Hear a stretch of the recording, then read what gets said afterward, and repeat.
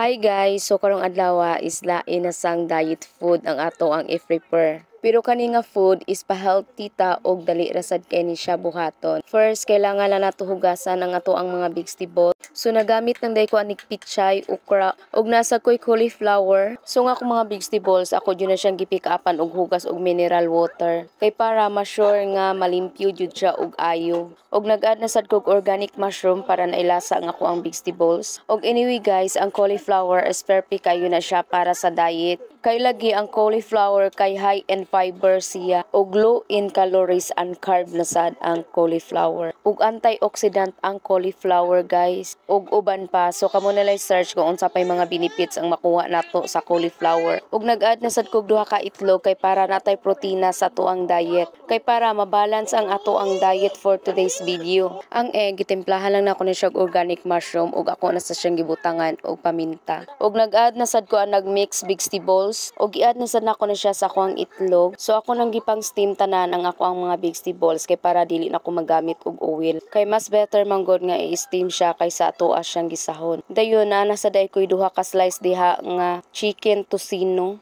Kay naluto naman ang ako ang mga vegetables, mao nang ako na siyang i-ready sa ako ang plate. Kay para makita ninyo og unsa siya kanindot pag humana to og steam og prepare sa ato ang food. Og inana na kanindot og inana kalami ang ato ang food for today's video guys. So far dali ra jud kay siya i-prepare og dali ra jud kay siya buhaton. Mao na ako mag-diet mo, so kamo na say bahala kung unsay idea ninyo pag prepare sa inyong food. Kay kani akong gipang share sa inyo guys is ang ako lang yun yung mga idea sa ako ang diet journey. Ako lang i-share sa inyo kung giunsa pod nako pag-prefer ang ako ang mga food. Kay para sad makakuha sad mog idea sa inyong pag-diet. Kay mas better man good nga makakuha tag idea sa lain. Og anyway guys, mga onday taninyong tanan. Og happy diet day di ay sa tuang mga nag-diet karon. And I hope maniwang na jud ta ani. Og maora sa din ang akong i-share sa inyo guys for today's video. Bye oy.